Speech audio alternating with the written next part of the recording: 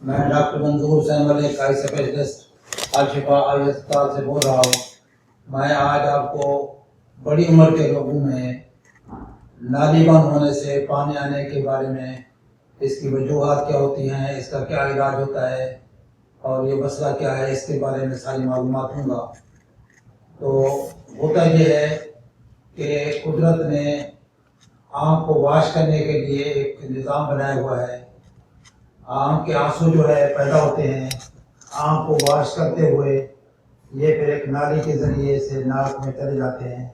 اور وہاں سے یہ خشک ہو جاتے ہیں یا گلے میں چلے جاتے ہیں۔ تو جب یہی سسٹم جب اگر اس نالی کا جو بہاؤ ہے، نالیوں کے جو بند ہونے کی وجہ سے اگر یہ کوئی خرابی پیدا ہو جائے نالی کے راستے میں، تو اس سے پھر پانی بہنا شروع ہو جاتا ہے اور پانی آنکھ سے بہنا شروع ہو جائے گا، اور اس کو ہم واٹرنگ کہیں گے یا ایپیفورا کہیں گے، یا عام آدمی جو ہے اس کو کہتا ہے کہ میری آنکھ سے پانی بار بار آتا ہے، پانی بہتا ہے۔ تو اس کی کئی وجوہات ہیں۔ تو ایک وجہ تو یہ ہے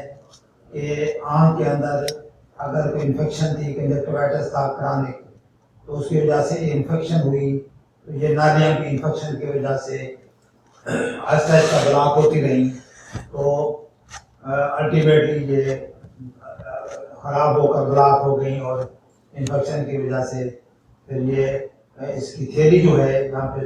جو ہوتی ہے لیکریمل سیک، وہ بھی انفیکٹڈ ہو جاتا ہے اور اسی بلاکیج ہو سکتا ہے۔ اس کے علاوہ اولڈ ایج میں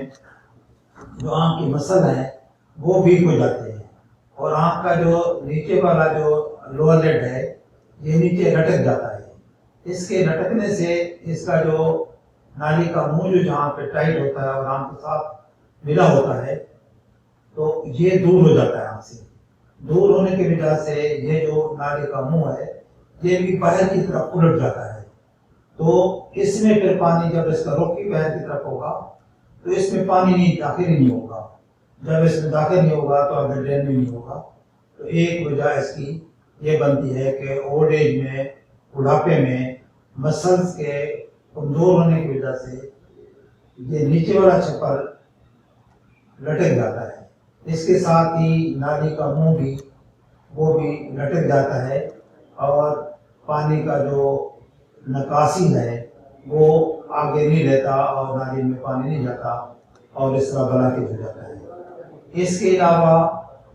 اگر کوئی ناک کے اندر کوئی بیماریاں ہیں، مثلا پرانا نزلہ زکام ہے اور اس کی وجہ سے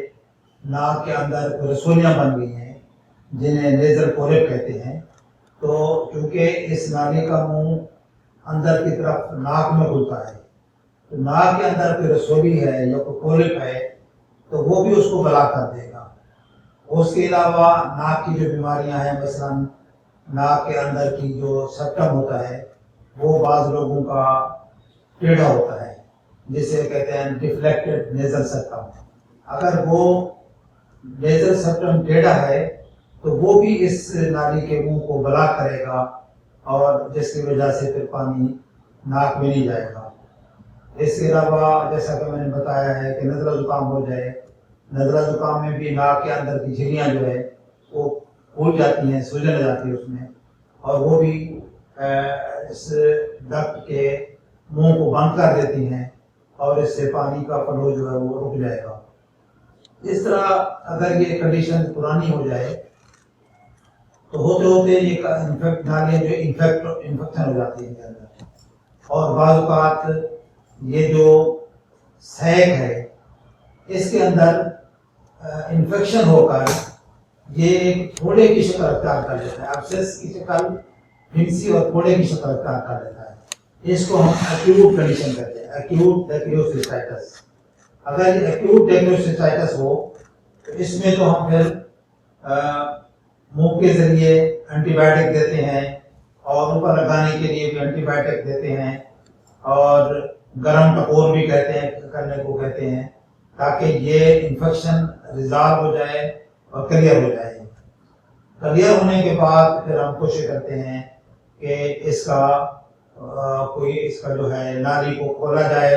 یا پھر بڑا آپریشن کیا جائے. اسی طرح یہ جو ایکوٹ کنڈیشن ہے، بعض اوقات یہ ایک دفعہ دوائی علاج کیا، یہ سبسائڈ ہو گئی، پھر ہم دوبارہ ایسے ہوگا تو پھر دوبارہ بھی علاج ہوا، ایسے ہوتے ہوتے سبسائڈ ہوتے کرتے یہ بعض اوقات کرانے بن جاتی ہے. تو یہ پھر ایک پورا ایک چھوٹا سا ایک جنسی بن جاتی ہے، اور اس کو پھر ہم کرانے پہ ڈیکروسسٹائٹس کہتے ہیں.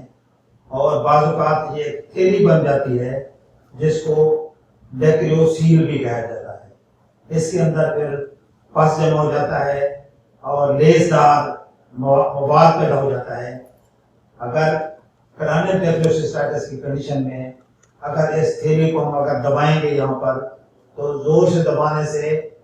یہ جو لیسدار مادہ ہے یہاں اس سوراخ میں سے، جو نالی کا سوراخ ہے یہاں پر، اس میں سے نکل سکتا ہے، نکلے گا. تو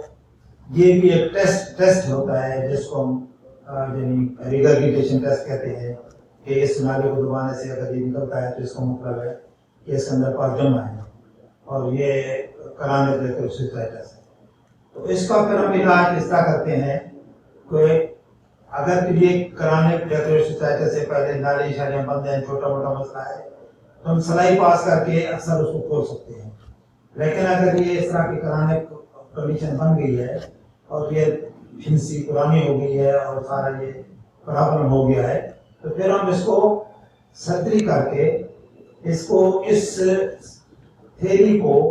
کاٹ کر اس میں سے گند وغیرہ سارا نکال کر اس کو پھر ہم ناک کے اندر کی ہڈی، سائڈ والی ہڈی، اس کو توڑ کر